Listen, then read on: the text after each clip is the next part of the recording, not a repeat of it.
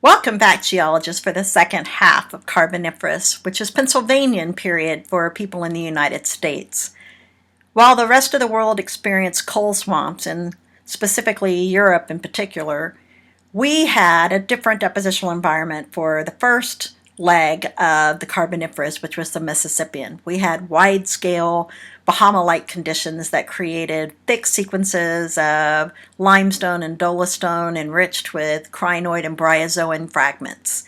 That would change in a response to glaciation cycles that were in effect starting in the late Mississippian all the way through the Pennsylvanian period. So what was going on with this climatic shift? As sea level would rise and fall slightly, and let me underscore slightly, that's an important element to understand about the coal swamps of the Pennsylvanian. It would lead to a remarkable set of rocks that would create this very enriched coal set of deposits from this age.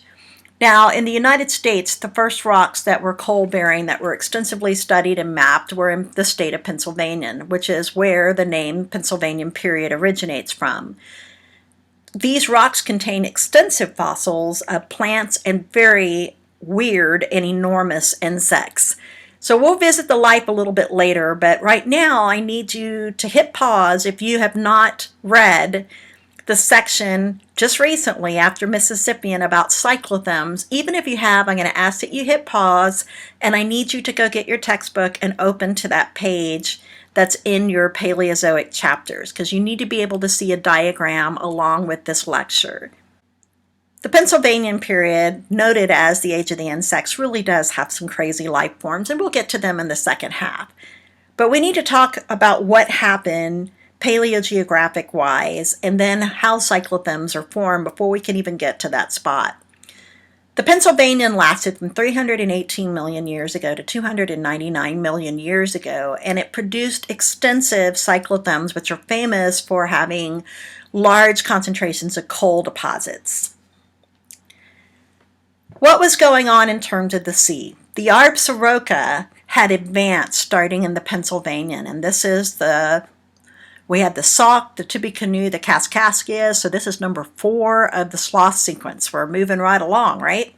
And it's going to invade, and notice we have our Antler Highlands and we have our Acadian Highlands here. It's this region that I'm very interested in, okay? Because this region right in here is going to have a rise and fall in sea level. Even if it's just slight, it's going to change the depositional environment. So what you end up with is a series of shallow marine shoreline deposits, then shoreline, then swampy conditions in the same area as sea level rises and falls, which allows for different depositional environments to occur. When it's a swamp-like conditions, you'll have a lot of plant life, and that plant life is in a quiet, still depositional environment, which allows the dead material, organic material, to get buried fairly quickly in shaly type deposits and sandy stuff as the tides come in and out, which is going to be important for burying all that coal. So the basal sediments of the Absaroka are found mainly on the edges of the perimeters of the craton, depending on what environment was in place. And then what we see is an interesting set of rocks that happen on this side of the craton that was from the erosion of the Antler Highlands. So Pennsylvanian period is noted for rise and falls that were very slight because of advance and retreats of continental glaciers in Gondwanaland. As the glaciers advanced, this is important to really grab onto as a thought process. So as the continental glaciers advanced, and underscore continental there, not just alpine glaciers, but continental glaciers, sea level would drop. As they retreat and melt, the sea level will rise. This cycle repeated itself multiple times. There's evidence that it is up to 50 times during the Pennsylvanian, leading to layer upon layer upon layer of coal seams. And between those coal seams are the remainder of the cyclothem layers that represent this transgressive regressive phase. The end result of this type of deposition laid down marine rocks, followed by non-marine deposition with an erosional surface in between them, and Sandwiched in between that whole set of layers are always going to be coal seams. Here's why. The coal swamps formed as a response of organic material being deposited into the still, quiet, swampy lands, much like Louisiana swamps or the Florida Everglades are today. And so as those organic materials got buried, and understand that Pennsylvania had some of the most prolific plant growth of all geologic time, minus the end of the Mesozoic, but certainly a very unique time at this point in geologic history. So the swamps are going to get flooded as sea level rises. So the sea level rises whenever the continental glaciers in Gondwana start to melt. So if the water rises too much, it floods out the swamps and it can no longer be a swamp. Now it's a nearshore marine environment, and as sea level continues to rise, it'll be an open, far away from a terrigenous input area of deposition. So ice starts to reform back in Gondwana land and it lowers sea level. As it does, the conditions are right to make a swamp again. So this diagram right here, it's not even a diagram, it's a photo of a cyclothem series of rocks. The dark layers are what I'm really wanting you to focus in on. They're coal seams. And the coal seams represent the periods of time that we had a swamp in place. Notice that they're not all the same thickness, because that's going to be directly correlated to the cycles of glaciation in Gondwana. It may surprise you that there's up to 50 of these recognized glaciation cycles that occurred during the Carboniferous. So that's a lot of change in sea level throughout the world. A modern locality that has similar depositional conditions to produce cyclothems today would be the Florida Everglades or even the Louisiana swamps. Pennsylvanian coal swamps represented lowland areas that had minimal topographic relief, so they would have been flatlands, and they were directly adjacent to the sea, so they could get easily flooded as sea level slightly rose, and they could be exposed when sea level dropped. So a very slight rise in sea level would have flooded these regions, and a very slight drop in sea level would have exposed them. This is kind of how they're made. So you get covered seabed adjacent to it as sea level drops. You can make a swamp.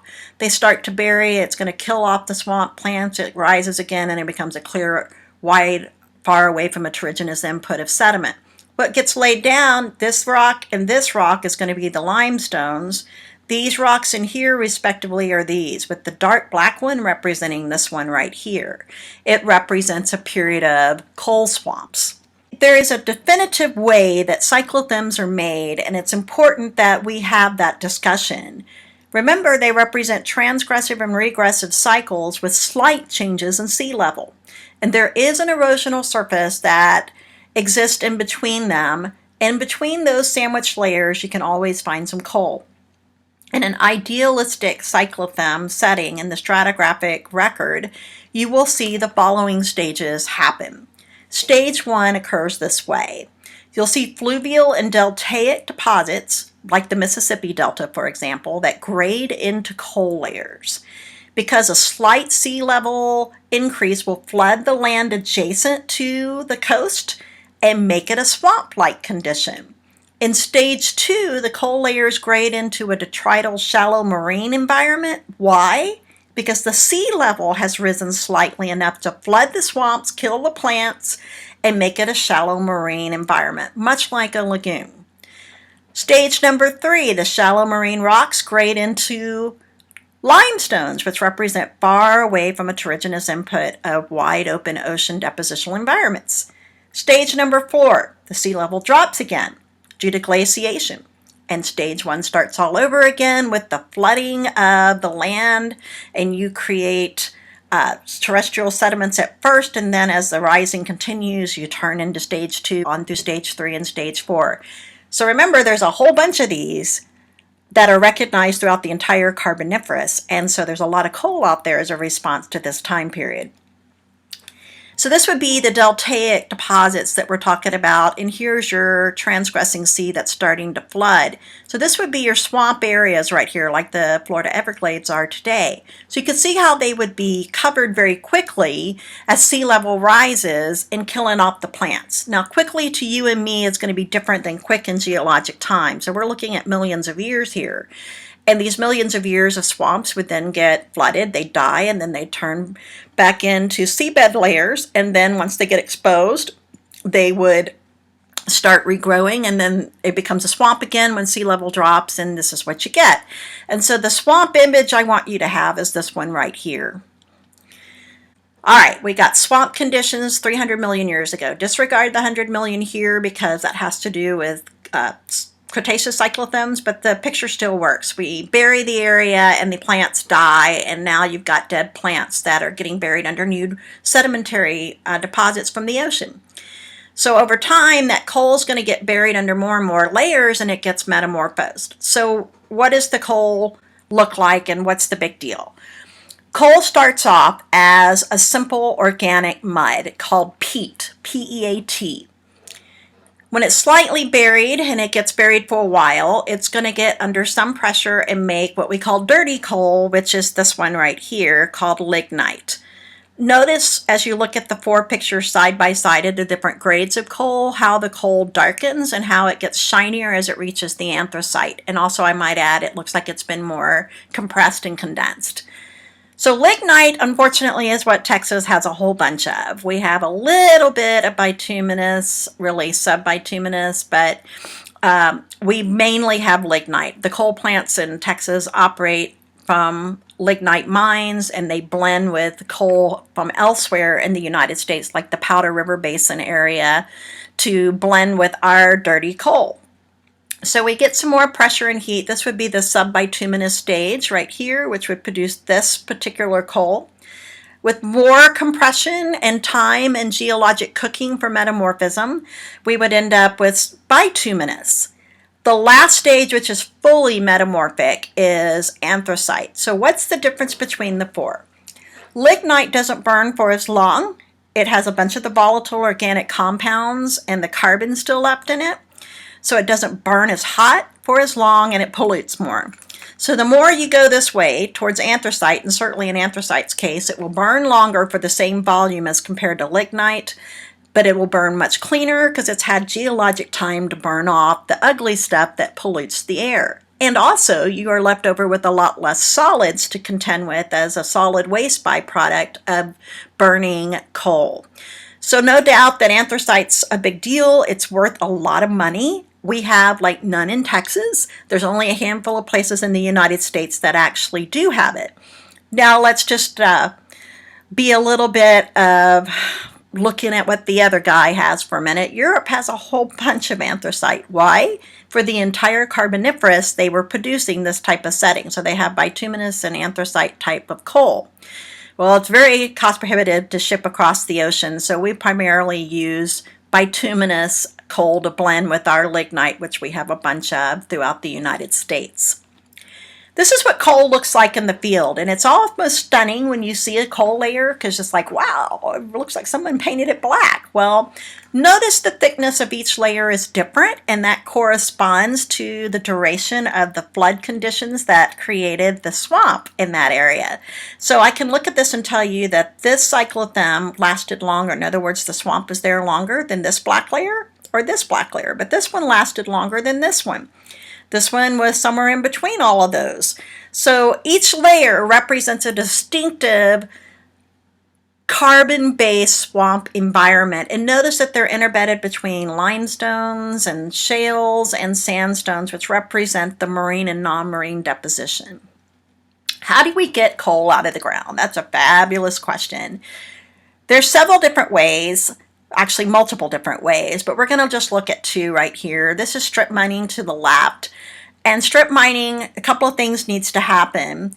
Typically, you'll have to remove the top layer where you actually strip it off. That's where the name strip mining comes. And then you get to the black coal seam and you take it out. So there could be a lot of source rock that's above and below this that are the cyclothem layers that are the non-swampy that we're not really interested in. But for coal production, we're interested in this one.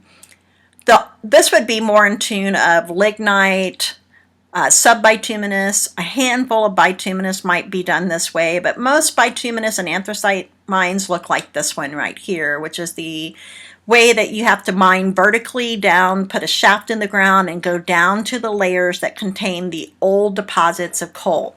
So in comparison, your strip mining is usually much younger coal than your mine shaft coal mining because that represents older coal deposits. This is what the ground looks like after a coal mine's been there. So word of advice to you, they'll reclaim the land and they'll fill it back in. That or it'll stay a mine forever and as long as humans are around. I would never buy property that's a reclaimed mine, and you can see why. If they fill this in, it's constantly going to be settling as sediments try to find their equilibrium with the rocks beneath it. So you'll always have foundation problems. Now, if it's just pasture land, one thing, that would be fine. But mining coal has some environmental concerns and issues of which you can make your own conclusions if you do the research. But definitely it is something that you need to know about in terms of buying property because you can buy it pretty cheap. Where do we have our coal-bearing cyclothems in North America, specifically United States? Well, let's look at the colors. Anthracite's going to be in green. So I only see a handful of places. There's a little bit right there. There's some right here. This is some right here. The most famous areas in Pennsylvania, the highest concentration right here. Let's look at the low volatile, meaning it's burned off most of the volatile organic compounds, which is the red areas for bituminous coal. It's a little bit more of that, but there sure is a lot of yellow, isn't there, for bituminous. Now, I need to make a connection here. We have some of that in Texas, but most of our coal's right here. And it doesn't really show the long linear lines until we get to the Texas map in just a minute. These are direct responses to changes in sea level. So most of our bituminous didn't come from only Pennsylvanian rocks. We had a lot that got created in the Cretaceous as well. Most all of this is going to be related to the Cretaceous period right here. That's going to be your subbituminous, and then your lignite's going to be this color, this one right here. We have a lot of coal, and it's going to be hundreds of years before we burn it all up. The realities is that coal plant today, if you have one, if it's built in the here and the now, right now in the year that we're in, it should have better available control technology. So let's just redefine it. That best available control technology is known as BACT, and that refers to air emissions. And so I would much rather see a new coal fire burning plant be built than the old ones that have not as good a technology. So there's a lot of history there with the Environmental Protection Agency, where EPA put in a sunset on grandfathered facilities for air quality, which really hit the coal industry hard. So half of the United States had to come into compliance a year before everybody else did, and it was pretty much everybody on this side, the east side, had to come in compliance before this guy did over here on that side. Long story made short, all coal-fired plants and anybody that had air emissions starting in 1971, they didn't have to change their plants or change anything about their plants if they kept it exactly the same since 1971 until this law passed. And so in the late 2000s, this became a reality for having to upgrade their facilities, and that cost millions. That was a huge hit to their profit margin. Nevertheless, we rely on coal-bearing fired plants right in central Texas for most of our heating and cooling needs and electrical needs. So before you think that you're buying only green energy, if you're into that, then you need to recognize that we live right where the coal seams are. It's the cheapest form of electricity. So you have to know the full story before you make your judgment calls about it. Now, there's no doubt that coal-fired plants can produce pollution, and that they can and do, especially at startup and shutdown locations. That's true in any kind of air emission situation for any kind of industry. Nevertheless, they're important into our survival for electrical needs. And probably not our lifetime, but our great-great-great-grandchildren will have to figure out what they're going to do when the coal runs out. So keep that in mind as you're looking at a profession. Finding alternative fuels and energy resources is a good market. Kind of like water. It's one of those markets that's not going away. This is the location of lignite throughout Texas. Now notice that that represents transgressive regressive phases, and some of these are actually even younger than the Cretaceous ones that date back to the early Cenozoic. The purple dots represent, you guessed it, coal-fired plants. And so there is a direct correlation to where our coal-fired plants are located and the coal seams that make them up. I may have mentioned it. If I haven't, we'll go ahead and do it now. If I have, you can just go, oh, she's telling them the same story again. Alcoa is the aluminum company of America, and it's located in Rockdale, Texas, near Cameron. So they have nothing to do with being a coal-fired plant per se. What they are is a smelter for aluminum.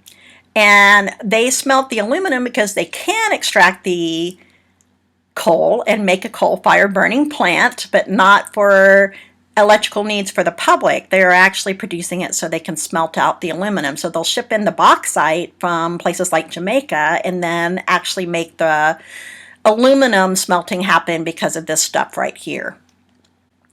All right, what was going on during the Pennsylvanian for Orogenies? All I can say is, wow. If you don't leave with anything from the Pennsylvanian besides cyclothems, leave the second item with Orogenies. Okay, this was the mountain building hotspot. This was it. This is where lots of crustal deformation occurs. Why? Because we're almost to the point where we're going to have Pangea assembled. It will be assembled during the Permian. This is all about getting it there. So we have massive crustal deformation, cratonic deformation, that was significant enough to uplift Precambrian bedrock. We're talking about basement rocks. During the Late Absaroka, the most extreme deformation occurred in the southwestern part of the craton, which is going to be right in here in this segment right here. There were three distinctive mountain building events during the Pennsylvanian.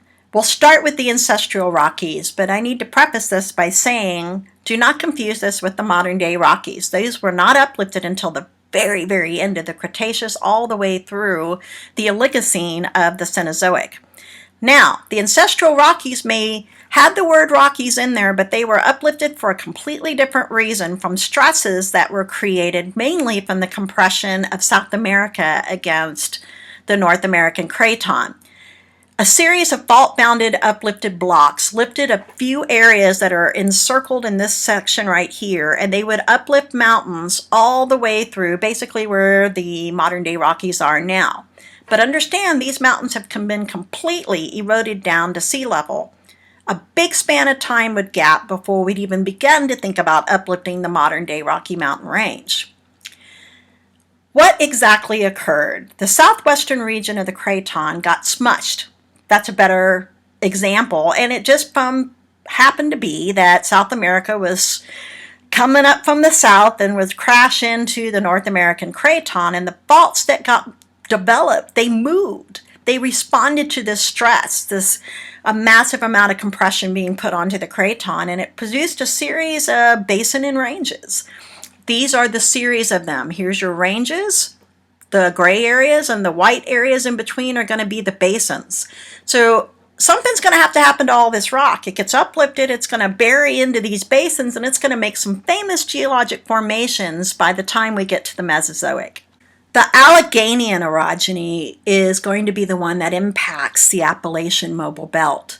And this is going to be important because this is when Africa collided into parts of Europe that had kind of sandwiched onto us, and then to our eastern seaboard. It significantly faulted and folded that side of our craton and created, in some places, almost vertical folds and thrust faulting. What's crazy to think about is that this development right in here could have been as tall as the Himalayas.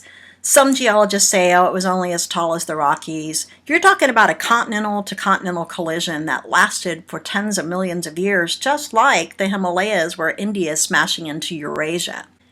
This mountain building event is the Ouachita Mobile Belt. This belt ranges from West Texas in the Marathon Basin, where We would have it right near in Big Bend National Park area, all the way through Oklahoma, which is the Arbuckles, into Arkansas, where the Ozark Mountains are, to kind of give you a linear vision. That's this section right here. So it goes all the way through this area. And remember me saying that the Precambrian rocks got uplifted because of compression. So take a look at what could have been starting the uplift that would begin to erase rocks above it, the Llano uplift, known as Enchanted Rock. So South America is going to smash this foam down below, and it's going to cause a compressive force on this area that had never happened before. We have literally over 400 million years of deposition from moraine epiric seas that happened all throughout these regions, and now we're going to push all that, thrust it up. We're going to smash it with a massive collision. So lots of deformation occurred in there. If you go through the Arbuckle Mountains, you're looking at that compression right there along I-35 as you're in Oklahoma going to OU. Fun story to tell you about the Ouachita Mobile Belt is the fact that it created a number of igneous intrusions, especially in the Arkansas area. I went to summer camp for years at Camp Ozark, which is right near Mount Ida, Arkansas. And I can remember my first year at age 8 or 9, I had to go for 3 consecutive weeks, my first time away from home. And I can remember getting really homesick. And I didn't know I was going to be a geologist back then, but understand that my counselors figured out real quick that I like to go out and look for these things right here, these crystals. This is actually a block of this stuff that I brought home. I collected as many as I could find. In my young 8 or 9-year-old eyes, these were diamonds. And I was going to make my family rich, right? I was going to make them never have to work another day in my life. And I can remember they came to pick me up and they rescued me, and I handed my mom a bag full of these things and said, "Mom and Dad, you never have to work another day in your life." And my mom looked at them and just tried not to laugh at me. She was like, how nice. These quartz are very awesome. So I got such a letdown when I realized they were quartz, but nevertheless, the quartz is really awesome out there. And the Ozark Mountains are notorious for it. And they come from the igneous intrusion of the Ouachita Mobile Belt. All right, so we've looked at the 3 major orogenic events. We've talked about the Kaskaskia Sea. We've looked at how the Pennsylvanian created cyclothems. It's time to take a break. We'll come back and look at the marine life of the Pennsylvanian. I'll see you back in a little while. Bye.